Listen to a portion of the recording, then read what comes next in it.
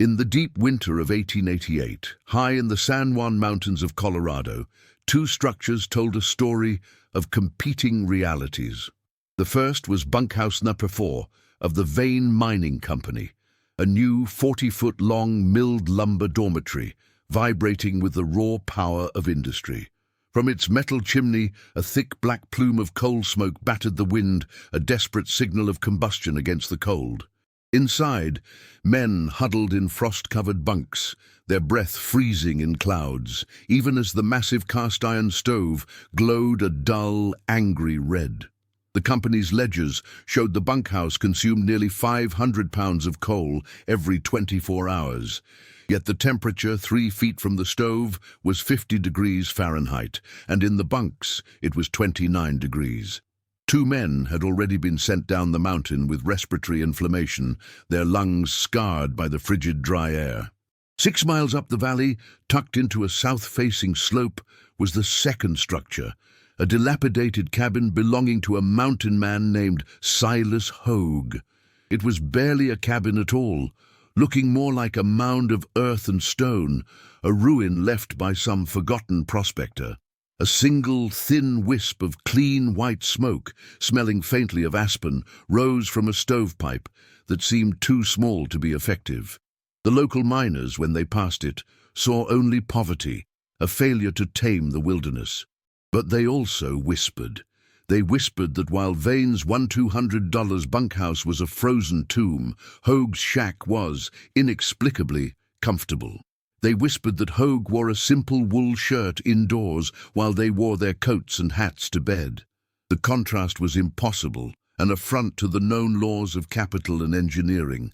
Alistair Vane, the millionaire industrialist who owned the mine, heard the whispers and dismissed them as frontier superstition. But his chief engineer, a man of graphs and numbers, was troubled. The Hogue cabin was using, by his estimation, perhaps 5% of the fuel of Bunkhouse Number 4, yet it was maintaining a livable, perhaps even a superior, internal climate in a sustained ambient temperature of 20 degrees Fahrenheit. What did this lone mountain man understand about thermal dynamics that the best-paid engineers from Denver had completely missed? The year was 1888. And the rush for silver in the high Rockies was a brutal calculus of geology against physiology. The ore was rich, but the environment was lethal. The region, perched at 11,000 feet, was accessible only 4 months of the year. The rest of the time, it was a world of profound alien cold, where winds exceeded 70 miles per hour and temperatures regularly plunged to 30 or 40 degrees Fahrenheit. Survival was not a matter of skill. It was a matter of logistics, specifically the logistics of fuel. The conventional wisdom, dictated by railroad engineers and mining consortiums based in the East, was clear: brute force. The manual specified large rectangular structures built with expensive, freight-heavy milled lumber shipped from Oregon, sealed with tar paper and heated by massive, inefficient, coal-hungry stoves. The philosophy was simple: you find the coldest place and you build the biggest fire. The experts, educated in temperate climates, viewed the mountain as an enemy to be overwhelmed. They designed structures to fight the outside, to push back against the cold, with a continuous, costly torrent of British thermal units. This methodology dominated every aspect of frontier construction. It was visible in the railway depots, the company bunkhouses, and the administrative offices. This was the book method, the civilized solution. It demanded that nature submit to industrial might, which in 1888 meant coal. The Vein Mining Company, like all others, adhered to this doctrine. Their success depended entirely on their supply line, a precarious mule track over a 12,000-foot pass. When that pass closed, the mine was an island, and the battle became one of fuel stockpiles. The entire operation was designed around this single, vulnerable artery of energy. The failure of this brute force doctrine was total, predictable, and measured daily in human misery. The case study was Vane Bunkhouse Number 4, the flagship dormitory for his most productive crew. It was a 20 by 40-foot structure, framed with 2x6 lumber and sheathed in 1-inch pine boards, with a single layer of tar paper beneath the siding. It had cost $200 to erect, not including the freight costs for the materials, which nearly doubled the price. Inside, a single monarch potbelly furnace weighing 800 pounds was its thermal heart. The foreman, Elias Carter, a man who believed in the company's engineering, kept meticulous records. His log for the first week of November was grim. At an average outside temperature of 10 degrees Fahrenheit, the stove consumed 480 pounds of anthracite coal per day. The problem was not heat generation, but heat retention and distribution. The physics of the building were catastrophic. The single-pane glass windows were thermal holes, covered in a half-inch of ice on the inside. The uninsulated floors were a frigid 18 degrees Fahrenheit. Because the stove was in the center, it created a small bubble of intense heat, roasting the men nearest it, while the corners remained well below freezing. The real crisis, however, was convection. The hot air rose to the 10-foot ceiling, pushed to the walls, cooled instantly, and then poured down the walls and across the floor as a river of frigid, ankle-deep air pooling in the bunks.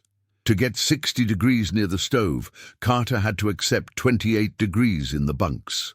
Furthermore, the massive fire demanded massive amounts of oxygen, sucking in drafts of 10-degree air through every crack in the walls. The structure created its own wind, a self-perpetuating cycle of cold. Productivity plummeted. Men, exhausted from shivering all night, could only manage 4-hour shifts. Cases of pneumonia, bronchitis, and severe frostbite filled the infirmary. The bunkhouse was not a shelter. It was a slow-acting trap. Silas Hogue was not an engineer. He was not, by the standards of the Vane Mining Company, even a particularly successful man. He was a trapper, a guide, and a man who had come to the mountains not to extract wealth, but to escape the noise of the lowlands. His true education came not from a university, but from two vital and opposing sources.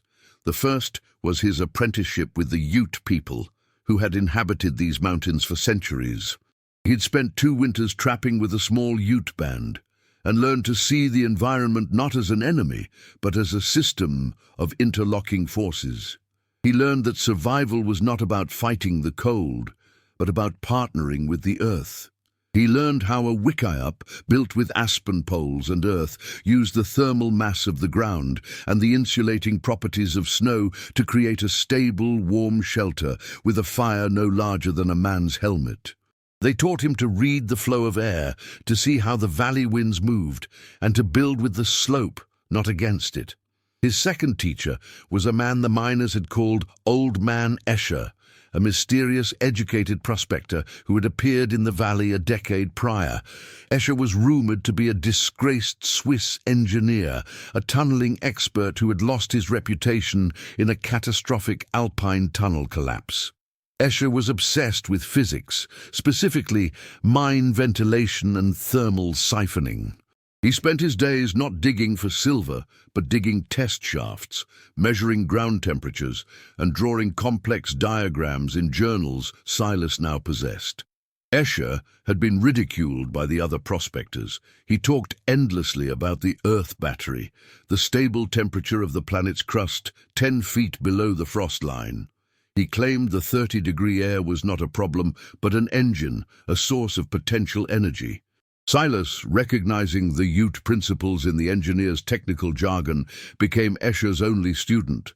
When Escher died, Silas inherited his diggings, which was not a mine, but the cabin. The cabin Escher had built, and which Silas now maintained, was a prototype, a physical manifestation of his radical theories. To the casual observer, it looked like a squatter's dugout. It was built into a south-facing 30-degree slope, with only one wall, the front, truly exposed to the elements. This wall was not thin pine. It was 36 inches thick, built of native stone and a slurry of mud and straw, a cob wall that provided immense thermal mass.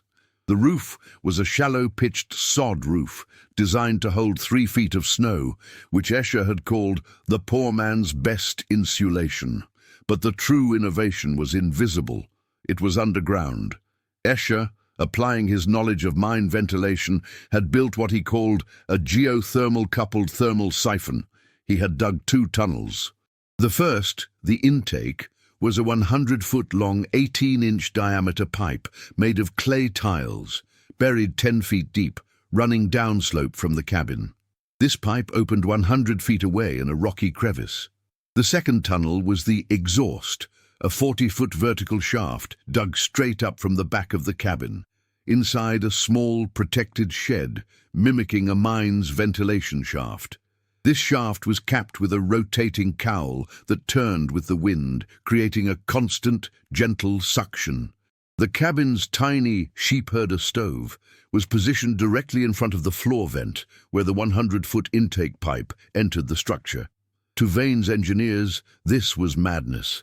It was a hole in the floor, intentionally inviting the outside cold in. They laughed at Hogue, warning him he was building his own tomb. Silas, however, just kept the pipes clear of debris, trusting the principles of physics. The conflict between Alistair Vane and the legacy of Old Man Escher was a battle of philosophies. Vane's philosophy was brute force and generation. He believed that civilization was defined by the ability to generate overwhelming power. If a room was cold, you added more coal. If the mountain was in the way, you blasted it. His solution to 30 degrees was to create my 1,000 degrees in a cast-iron box. This was a philosophy of addition. It was expensive, wasteful, and entirely dependent on a fragile supply chain. The Hogue-Escher philosophy was thermal judo and management. It was not about generation, but retention and flow. Escher had understood a fundamental principle of physics. You cannot destroy energy, you can only move it. The bunkhouse number 4 was a machine for shedding energy, its thin walls acting as giant, inefficient radiators, dumping Vane's expensive heat into the atmosphere. The Hogue cabin was a machine for hoarding it. Escher's design was based on 2 principles Vane's engineers had ignored. First, thermal mass. The 36-inch stone walls and the earth surrounding the cabin acted as a thermal battery. They absorbed the small stove's heat and the occupant's body heat and released it back into the room slowly, creating a stable, even temperature. Second, and most critical, the stack effect and geothermal exchange. The bunkhouse number 4 was failing because it was full of 29-degree air and 90-degree stove surface air. The Hogue cabin had no such extremes. The 30-degree air outside was the engine. This cold, dense air would fall into the 100-foot intake pipe. As it traveled 100 feet underground, buried 10 feet deep in soil that was a constant 48 degrees Fahrenheit, it was preheated by the earth itself. By the time this air reached the vent in Silas's floor, it was no longer 30 degrees. It was +42 degrees. The tiny stove, therefore, was not fighting a 100-degree differential. It was only fighting a 28-degree differential to get the room to 70 degrees. The system was a self-flushing, self-heating lung. Alistair Vane, facing a crisis of productivity and rising costs, finally sent his chief engineer, a pragmatic Philadelphian named Arthur Arkwright, to see Hogue. Arkwright was not a bully. He was a man of numbers, sent with a simple mandate: buy the man out, take his land, and clear the unsightly shack from the valley. Arkwright arrived on a brittle 22-degree morning, his thick mustache frozen solid. He carried his professional kit, a sling psychrometer to measure humidity and a calibrated mercury thermometer. He expected to find a half-frozen hermit. He knocked on the 4-inch thick wooden door and stepped inside. The sensation was immediate and shocking. It was not the blast of dry heat he knew from the bunkhouse. It was a gentle, even warmth, like a New England afternoon in October. The air felt alive, fresh, and slightly humid. Silas Hogue was mending a snowshoe in his shirt sleeves. Arkwright, dumbfounded, unbuttoned his own heavy coat. He took his measurements, his hands shaking slightly. His logbook entry from that day became legend. Outside ambient, 22F, vane bunkhouse number 4, AVG, plus 31F. Hogue cabin, ambient, plus 68F. Relative humidity, 45%. Note, healthy. Floor intake vent, air entering cabin at plus 42F. Fuel consumption, 1 small armload of Aspen, approx. 1/20th, SD of bunkhouse number 4, BTU. Arkwright was a good engineer. He understood what he was seeing. This wasn't luck. This wasn't a sheltered position. This was a system. He saw the tiny stove, the insulated stovepipe, the vent. He spent an hour with Silas, who, seeing the man's genuine curiosity, showed him Escher's journals. Arkwright returned to Vane not with a deed, but with a revelation. Vane, however, did not understand the report. He couldn't grasp the physics. He only understood that the worthless cabin was, somehow, valuable. Arkwright, now obsessed, began to decode Escher's journals. The cabin was a 4-part masterpiece. Layer 1 was the envelope. The structure was buried into the 48-degree thermal mass of the mountain. The 3-foot-thick stone and sod walls on the exposed sides were not insulation in the modern sense, a high R value, but a thermal flywheel. They stored heat from the day's sun, hitting the south-facing stones, and the stove, then radiated it back all night. They delayed the transfer of heat, smoothing out the peaks and valleys of the stove's burn cycle. Layer 2 was the lungs, the geothermal intake. This 100-foot earth tube was the system's genius. It served 3 purposes at once. It provided a steady, inexhaustible supply of fresh, oxygenated air, preventing the sickness and carbon monoxide issues of the sealed bunkhouses. It preheated that air from 30 to plus 42 degrees, free energy captured from the Earth's core. And its position at the floor meant it pushed the warmer, stale air up, creating a natural, gentle convection current without drafts. Layer 3 was the engine. The small, efficient stove was not just a heater, it was the motor for the whole system. Escher had been meticulous. The stovepipe was not just a chimney, it was a thermal accelerator. This led to Layer 4, the exhaust. The 40-foot vertical shaft at the back of the cabin created a powerful stack effect. The hot exhaust from the stove, channeled through a heat-exchanging pipe within the shaft, warmed the air in the vertical column, causing it to rise rapidly. This created a strong, steady vacuum, which pulled the stale air and humidity out of the cabin. This suction is what drew the fresh, preheated air in through the 100-foot geothermal pipe. The greater the temperature difference between the cabin and the outside, the harder the system pulled. The colder it got, the better it worked. It was a perfectly balanced, self-regulating passive ventilation and heating machine. In the second week of December, the silver blizzard of 1888 hit. It was a meteorological event that became history. For 12 straight days, the sky disappeared. The wind, documented at 85 miles per hour at the vane anemometer, did not stop. The temperature, recorded by Arkwright before the instruments failed, plummeted to 45 degrees Fahrenheit. The pass was gone. The mule trains stopped. Vane's mine was cut off. The test of philosophies began. At bunkhouse number 4, the brute force method failed in spectacular, lethal fashion. On day 4, the coal stockpile, which had seemed immense, ran out. The men, led by Elias Carter, began burning the siding, then the bunks, then the support timbers. On day 6, Carter, in a desperate attempt to hold the heat, sealed the chimney flue and the door cracks with wet rags. The fire, starved of oxygen, began producing high volumes of carbon monoxide. Men grew dizzy, then sleepy. Carter, realizing his error too late, tried to vent the cabin, but the wind blew the door from his hands. The interior temperature, within an hour, dropped to 10. By day 8, bunkhouse number 4 was abandoned, a frozen shell. 3 men died in the evacuation, and 2 more, including Carter, would lose their feet to frostbite. 6 miles up the valley, Silas Hogue was comfortable. As the temperature dropped to 45, the stack effect of his cabin increased. The engine roared to life. The draft from the floor vent was now strong and steady, delivering a constant stream of 42-degree air. His tiny stove, fed with cured aspen, kept the interior at 65 degrees. He had to tend it every 4 hours, but the cabin was stable, warm, and most importantly, fresh. On day 9, there was a pounding on his door. It was Arthur Arkwright, his face a mask of ice, having fled the Vane compound when he saw the engineering collapse.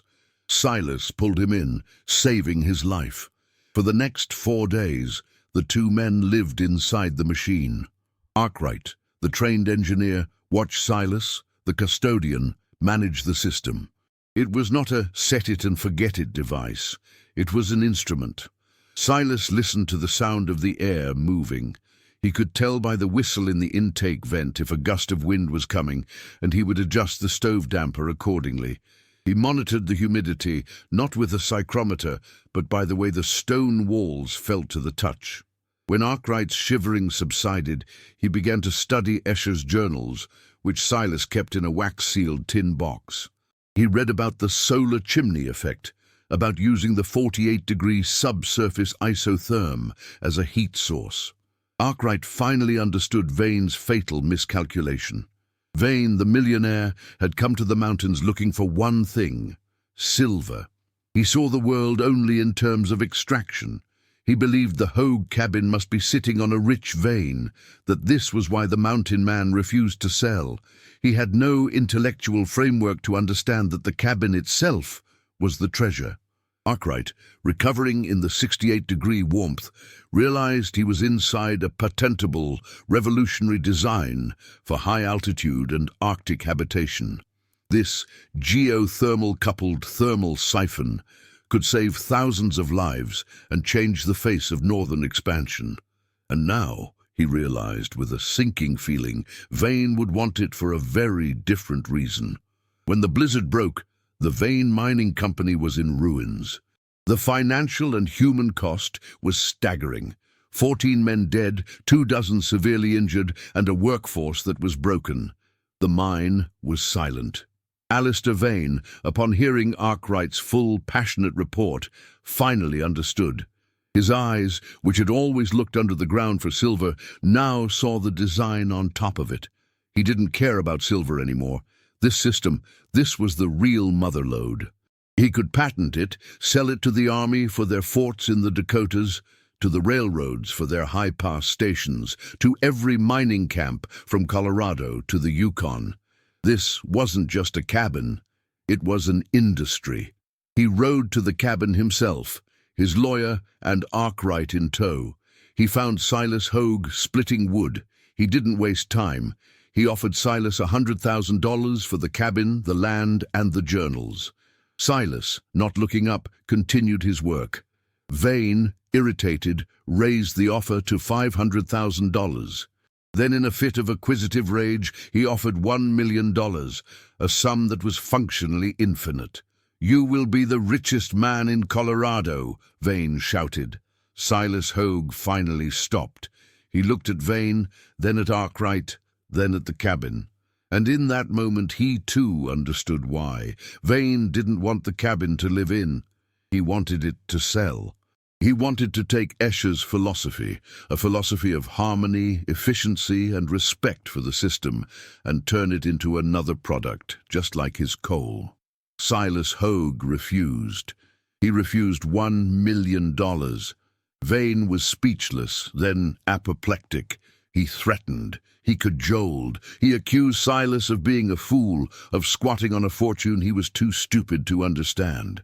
Silas simply turned to Arkwright, the engineer. "You tell him," Silas said. Arkwright, in the defining moment of his career, stood with Hogue. He informed Vane that the design was, in his professional opinion, an open system based on observable natural principles and traditional knowledge, and likely unpatentable in its entirety. Vane, defeated by a physics he could not buy, rode back down the mountain. His company folded before the spring thaw. Arkwright never left the valley. He resigned from the Vane Corporation and spent the rest of his life documenting and refining Escher's principles. He and Silas didn't sell the design, they taught it. The Hoag-Escher siphon was never patented.